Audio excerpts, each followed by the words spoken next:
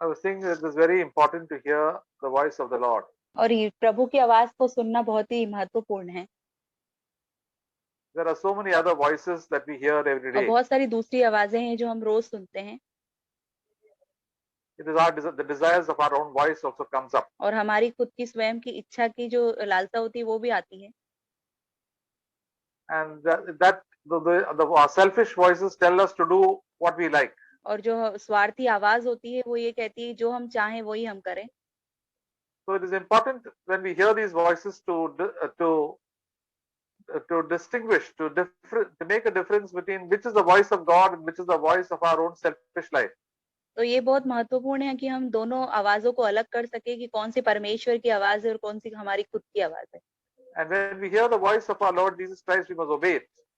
और जब हम हमारे परमेश्वर यीशु मसीह की आवाज को सुनते हैं तो हमें उसका पालन भी करना है। Our God is a living God. हमारा परमेश्वर जीवित परमेश्वर है। And he always speaks. और वो हमेशा बात करते हैं। There was one person from a non-Christian background who came and he said this. He says in the first book of Genesis, the Bible, it says that God said this, God said that, God said so many things. एक व्यक्ति था जो गैर मसीह था, उसने ऐसा कहा कि जो उत्पत्ति की किताब है उसमें लिखा है कि परमेश्वर ने ये कहा, परमेश्वर ने वो कहा। God said let there be light. परमेश्वर ने कहा कि उजियाला हो जाए। God said let there be plants growing, and God said let there be animals growing. और परमेश्वर ने कहा कि पेड़ पौधे आ जाएं और सारे जानवर आ जाएं। So he came from a background where his gods were not living gods but idols. और वो ऐसे पृष्ठभूमि में रहता था जहाँ पर कि वो जो है मूर्तियों को जानता था। He's saying here the God of the Bible is speaking so much, but our gods don't speak at all. और उसने कहा कि ये जो बाइबल है वो बहुत कुछ बोलती है पर हमारा जो प्रभु है वो कुछ भी नहीं बोलता है। He's a living God who always speaks to us. वो जीवित परमेश्वर है जो हमेशा हमसे बात करता है। The living God says, I love you. और जीवित परमेश्वर कहते हैं कि मैं तुमसे प्रेम रखता हूँ। And the living God also tells us that this is your sin. और जीवित परमेश्वर हमसे कहते हैं कि ये तुम्हारा पाप है। This sin is separating me from you. और ये जो पाप है मुझे तुमसे अलग कर रहा है। I am holy, so you also must repent from your sin and turn to me. और क्योंकि मैं पवित्र हूँ इसलिए तुम अपने अपने पाप से मन फिराओ और मेरे पास आ जाओ। And all of us who have heard the voice of the Lord and who have repented, we have come to fellowship with the Lord. और जितनों ने हमने परमेश्वर की आवाज को सुना है, हमने पश्चाताप किया है और हम परमेश्वर की ओर आ गए हैं। We come into the family of God. और हम परमेश्वर के परिवार में आ गए हैं। And not only that, God speaks to us every day. और अब हमसे परमेश्वर रोज बात करते हैं। We sing that song, He walks with me and talks with me along life's narrow way. और हम वो संगीत को गाते हैं कि परमेश्वर हमसे बात करते हैं, हमारे साथ चलते हैं एक सकरे मार्ग से होकर के। So that is always the living experience with our Lord Jesus Christ. और एक जीवित अनुभव हमारा परमेश्वर यीशु मसीह के साथ रोज होता है। It is not about doing some service for the Lord in a very blind way, but to have a personal fellowship. Each one of us have to have a personal fellowship with the Lord. और एक ये अंधे तरीके से कोई सेवकाई करना नहीं है, परंतु एक व्यक्तिगत संगति है यीशु मसीह के साथ। That was God's desire also in the Old Testament. और यही परमेश्वर की इच्छा थी पुराने नियम में भी। He just didn't want, he told them to have sacrifices and offerings, but from that he wanted a true and simple heart. और परमेश्वर ने उनसे कहा था सब बलिदान चढ़ाने के लिए, पर परमेश्वर चाहते थे कि एक सच्चा हृदय उन्हें मिले। But people were more interested in doing all these sacrifices and services, and their heart was far away from God. पर जो लोग थे वो दिलचस्पी रखते थे सिर्फ बलिदान चढ़ाने में और परमेश्वर से उनका हृदय बहुत दूर था। They did the outer things, but the inner voice of the Lord they ignored. और बाहरी चीजें तो वो सब करते थे, पर जो अंदरूनी आवाज थी परमेश्वर की उसको नहीं मानते थे। In the time of Samuel, शमूएल के समय में the whole of Israel had backslidden. और सारा जो इजराइल था वो पीछे हट गया था। Even the priest and the people could not hear the voice of God. यहाँ तक कि जो याजक है वो भी परमेश्वर की आवाज को वो लोग सुन नहीं पाते थे। They were doing all the sacrifices, all the activity was going on full swing. वो सारी गतिविधियां, सारे बलिदान वो करते थे। And everybody thought they were spiritual. और सब लोग सोचते थे कि हम आत्मिक हैं। But God was not speaking to them at all. पर परमेश्वर उनसे बिल्कुल भी बात नहीं करते थे। God only spoke to the small boy called Samuel. और परमेश्वर ने सिर्फ शमूएल से बात करी। God has no partiality with anybody. और परमेश्वर किसी के साथ पक्षपात नहीं करते। If our heart is true to the Lord and want to obey God and to please God, God will speak to us. और अगर हम परमेश्वर की आज्ञा का पालन करेंगे तो परमेश्वर हमसे बात करेंगे। Any country, any age, any sex, God will speak to people who desire Him. चाहे हम किसी भी देश के हों, हम कोई भी हों, हम परमेश्वर हमसे बात करेंगे। If you stop desiring Him and stop obeying Him, God will stop speaking to us. अगर हम परमेश्वर को चाहना और परमेश्वर की आज्ञा का पालन करना बंद कर देंगे, प्रभु हमसे बात नहीं करेंगे। That is why God has stopped speaking to so many believers. इसलिए परमेश्वर बहुत सारे विश्वासियों से बात करना बंद कर दिया है, Because they have stopped obeying Him. क्योंकि उन्होंने उनकी आज्ञा मानना बंद कर दी है। They are reading the Bible, praying, singing, and doing so many things, but God does not speak to them. वो प्रार्थना करते हैं, बाइबल पढ़ते हैं, गीतों को गाते हैं, पर परमेश्वर उनसे बात नहीं करते। God is very interested to speak to us about our sin, to encourage us, and to bring us closer to Him. परमेश्वर की दिलचस्पी है कि हम परमेश्वर के करीब आए, परमेश्वर हमें अपने पापों के बारे में बताएं। That is why God spoke to Samuel in book of 1 Samuel chapter 15. इसलिए परमेश्वर ने शमूएल से बात करी। पहला शमूएल 15 अध्याय verse 22 and 23.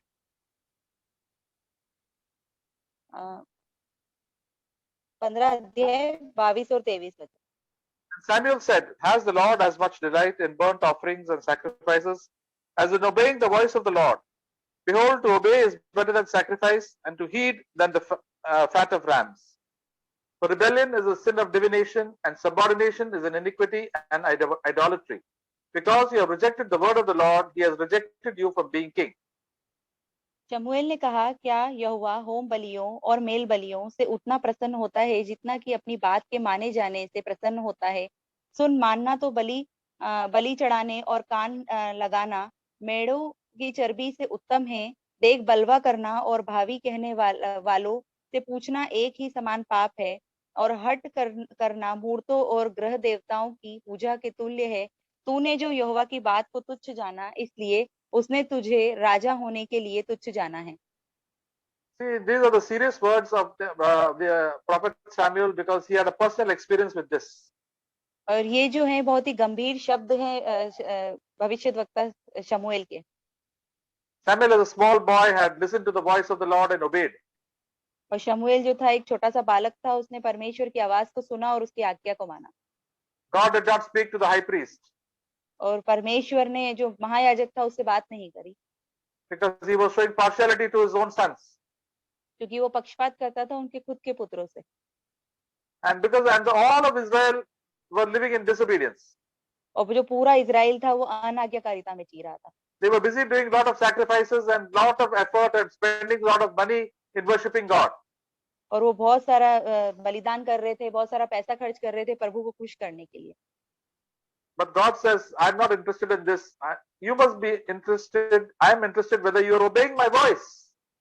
पर परमेश्वर ने कहा, मेरी दिलचस्पी इन सब चीजों में नहीं है। मैं ये दिलचस्पी रखता हूँ कि तुम मेरी आवाज को सुन रहे हो या नहीं। When God speaks something to us in the word of God, we must obey it. अगर परमेश्वर उनके वचनों में हमसे कुछ बात करते हैं तो हमें उसका पालन करना चाहिए। When God tells us to repent from certain sins, to stop doing certain things, stop speaking these things, we must stop it. अगर परमेश्वर हमें किसी पाप को करने से मना करते हैं, कुछ बोलने से मना करते हैं, तो हमें उसे बंद कर देना चाहिए। God is not interested in your money and your time and all the wonderful work that you're doing. परमेश्वर हमारे पैसों में, हमारे समय में जो हम दूसरे काम करते हैं, उनमें किसी में भी दिलचस्पी नहीं रखते। But if we keep some hidden sin in your life and secret sin, God doesn't like it and God will not speak to us. अगर हम हमारे जीवन में कोई गुप्त और छुपा हुआ पाप रखते हैं तो परमेश्वर उसे बिल्कुल भी पसंद नहीं करते। The Bible says, right in the beginning, the fear of God is the beginning of wisdom. प्रभु का वचन कहता है कि परमेश्वर का भय मानना बुद्धि का आरंभ है। And the fear of God is to hate all evil. और परमेश्वर का भय मानना सारी बुराइयों से दूर रहना है। Proverbs chapter 8. नीति वचन 8वां अध्याय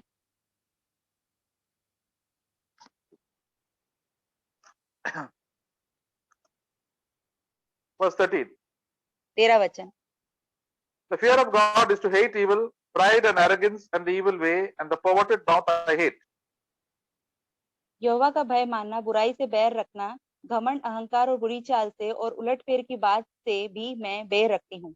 See, these are things God hates, all pride and bad speech from our mouth. और परमेश्वर इन सब बातों से नफरत रखते हैं जो उलटफेर की बातें और बुरी बातें हैं। Don't get into fights and in your house or in the workplace or anywhere else. और कहीं पर भी हमें झगड़ा नहीं करना चाहिए, चाहे हमारा घर हो या ऑफिस हो या कुछ भी हो। Leave it to the Lord. परमेश्वर के ऊपर छोड़ दें। The Bible says, do not take your revenge. वचन कहता है, बाइबल कहती है कि हमें कभी बदला नहीं लेना चाहिए। Leave it to the Lord. परमेश्वर के ऊपर छोड़ दें। Let our heart be at rest. अपने आपका जो हृदय है वो शांत रहे Let the Holy Spirit speak to us. और पवित्र आत्मा हमसे बात करे तब। The prophet Samuel said in 1 Samuel chapter 15, पहला शमूएल 15 अध्याय, he says, because rebellion is as a sin of divination. Verse 23. 23 वचन। The first part, Balwa, yeah. देख, बलवा करने वाला और भावी कहने वाला से पूछना एक समान पाप है। So it is just like doing black magic when we rebel against the word of God. अगर हम परमेश्वर के वचनों का विरोध करते हैं तो हम एक तरह से काला जादू कर रहे हैं। When we rebel against authority in our home, in our workplace, in the church, then we are doing like people who are doing black magic. और अगर हम हमारे चर्च में, हमारे घर में अगर हम विरोध कर रहे हैं तो हम एक तरह से हम वो काला जादू करने के समान। God has given some authority over you. परमेश्वर ने हमारे ऊपर किसी को ठहराया है। As children, God has given you parents. बच्चे होने के नाते परमेश्वर ने हमें माता पिता दिए हैं। As a wife, God has given you a husband. और एक पत्नी होने के नाते परमेश्वर ने हमें पति दिया है। And in the church, God has given elders. और कलीसिया में हमें एल्डर्स मिले हैं। And we start rebelling against them, all these people, then what happens? Then we start entering into the field of darkness and the field of the devil. और अगर हम इन सब चीजों का विरोध करते हैं तो हम अंधकार में जाते हैं और शैतान की ओर जाते हैं। We start speaking bad about other brothers and sisters in Christ and authority, then we find that all evil spirits will come close to us. और अगर हम हमारे मसीह भाई बहनों के लिए और एल्डर्स के लिए बुरा बोलते हैं तो सारी जो दुष्ट आत्माएं हमारे पास आती हैं। And that is how the devil became the devil, because he started rebelling against in heaven. और वो शैतान जो है वो शैतान इसीलिए बना क्योंकि उसने स्वर्ग में विरोध किया था। So God had to throw him out. और इसलिए परमेश्वर उसे बाहर फेंकना पड़ा। And God pushes away all people who are rebellious. और परमेश्वर हर एक जो विरोधी होता है उसको हटा देते हैं। And it says, an insubordination as iniquity and idolatry. और यहाँ पे लिखा है और हट करना मूर्तों और ग्रह देवताओं की पूजा के तुल्य है। If you don't want to listen to anybody, then it be just like worshipping idols. अगर आप किसी की भी नहीं सुनते हैं तो आप, इसका मतलब ये है कि आप मूर्तियों को पूजते हैं। That is why we will always have to be subordinate to somebody other in this world. Sorry, brother. We have to be under submission to different authorities in this world. इसलिए हमें हमेशा किसी न किसी के अधीन में होना चाहिए। So because it says, if I don't want to submit, then I worship myself. अगर इसका मतलब ये है कि अगर मैं किसी के अधीन में नहीं होना चाहता हूँ, इसका मतलब मैं अपने आप को पूज रहा हूँ। And we must submit to the word of God. और हमें परमेश्वर के शब्द वचनों के अधीन में होना है। Now, if there are authorities above us who are telling us to do evil, that we should not listen. अगर कोई हमारे ऊपर जो हमसे है वो हमसे कुछ बुरा करने के लिए कह रहा है तो हमें नहीं सुनना है। We must listen to the word of God. फिर हमें परमेश्वर के वचन को सुनना है। But we must not keep on fighting and quarreling. पर हमें झगड़ा और लड़ाई में नहीं लगे रहना है। Because it is very important that God also says that we must obey all authority above us in this world. और ये बहुत जरूरी है क्योंकि परमेश्वर ने भी हमसे कहा है कि जो हमारे ऊपर है हम उनके सबके अधीन में हमें रहना है। And we must learn to talk respectfully. और हमें सीखना है कि हम सबसे आदर से बात करें। Both in the home, in our workplace, and also in the church. जहाँ हम काम करते हैं, हमारे घर में भी और कलीसिया में भी। We must not be people who keep on gossiping and backbiting. और हमें उनमें से नहीं होना है जो हमेशा इधर-उधर की बातें करते रहते हैं और पीठ पीछे बातें करते हैं। Because then what happens when we are disobeying the word of God? और इससे क्या होगा कि हम अनाज्ञाकारिता में चले जाएंगे। So because of that, then what happens? We cannot get victory over our life. Sin will come over our lives. और फिर हमें पाप के ऊपर जय नहीं मिलेगी और पाप हमारे जीवन पे प्रभुता करेगा। See, all these things, the things that God hates, we must also hate. जितनी बातों से परमेश्वर नफरत रखते हैं उन बातों से हमें भी नफरत रखनी The है। things that God loves, we must love. परमेश्वर जितनी बातों से प्रेम रखते हैं हमें उन बातों से प्रेम रखना है। God loves us when we repent from sin, परमेश्वर हमसे प्रेम रखते हैं जब हम मन फिराते हैं all our bad habits. सारी बुरी आदतों से। God will give us the grace to obey. परमेश्वर हमें अनुग्रह देंगे कि हम उनकी आज्ञा का पालन कर सकें। When we take one step towards God, God will help us and come 10 steps closer to us. जब हम एक कदम परमेश्वर की ओर बढ़ाएंगे प्रभु हमारी मदद करेंगे और वो 10 कदम हमारी ओर बढ़ाएंगे। But we must take the first step of obedience. पर हमें आज्ञाकारिता का पहला कदम उठाना जरूरी है। There is this brother called C.T. Studd. Sorry brother. There was one brother called C.T. Studd. एक भाई थे, सीटी स्टड नाम था उनका।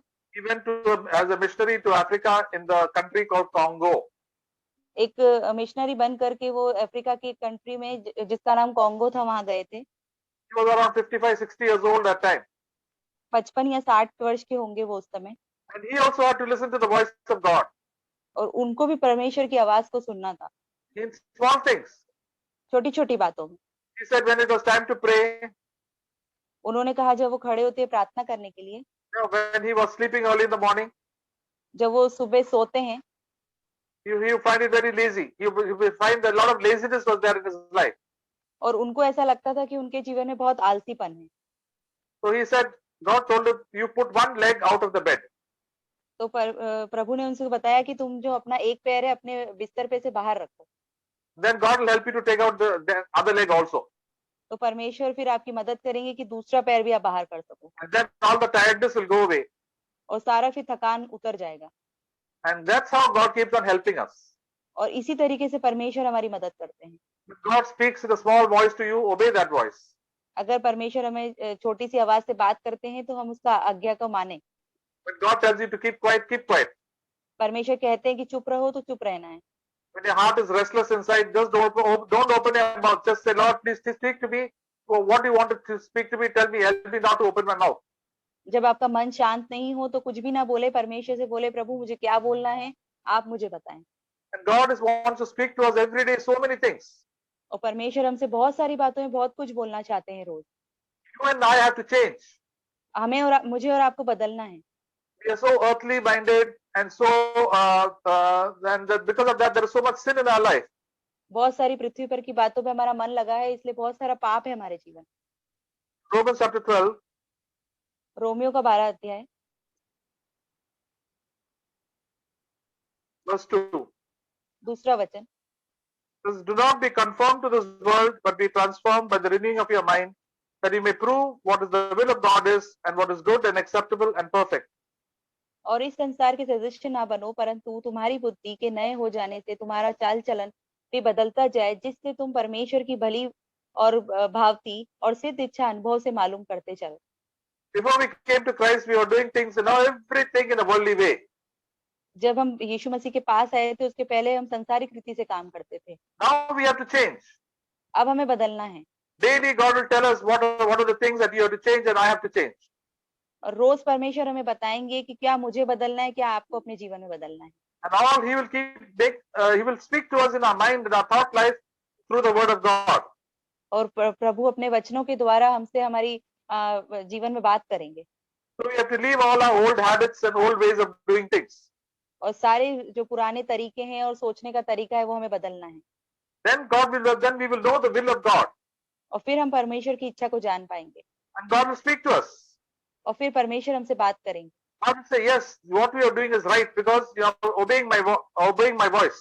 प्रभु कहेंगे हाँ जो तुम कर रहे हो वो सही है क्योंकि तुम मेरी आवाज का पीछा कर रहे हो। And we should do that because God has been so merciful to us. In Romans chapter 12 verse 1 says, God has been tremendously merciful to each one of us. और ऐसा हमें इसलिए करना है क्योंकि परमेश्वर हमसे बहुत दयालु है। बाइबल के अध्याय रोमन में लिखा है कि परमेश्वर जो है हमसे बहुत ज्यादा दयालु। Because we were enemies of God. Sorry brother. We were enemies of God. क्योंकि हम परमेश्वर के दुश्मन थे। We were living in sin because we were doing everything according to our selfish life. और क्योंकि हम हमारे स्वार्थी जीवन के हिसाब से ही सब कुछ करते थे तो हम पाप में जीते थे। Now the Lord wants us to obey Him. और परमेश्वर अब चाहते हैं कि हम प्रभु की आज्ञा को माने। All the things that we do in our body, whatever we do, we must do the things to please God.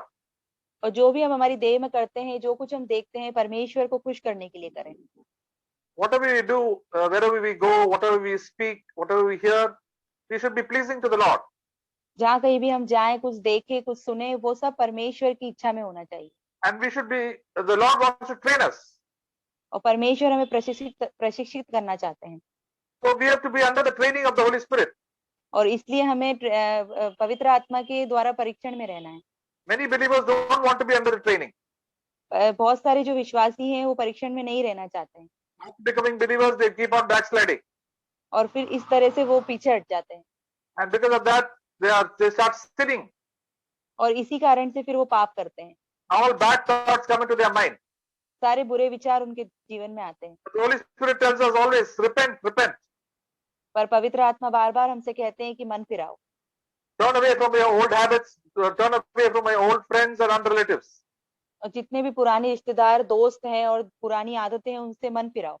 All the bad customs that you have. जितने पुराने रीति रिवाज हैं, उनसे मन फिराओ। I will tell you how to live. पर वो बताएंगे आपको कैसे जीना है। I will teach you how to pray. कैसे प्रार्थना करनी है बताएंगे। I will teach you how to praise the Lord. कैसे परमेश्वर की स्तुति करनी है। I will teach you to read the word of God. परमेश्वर के वचनों को किस तरह से पढ़ना है वो बताएंगे। I will teach you how to think about the word of God.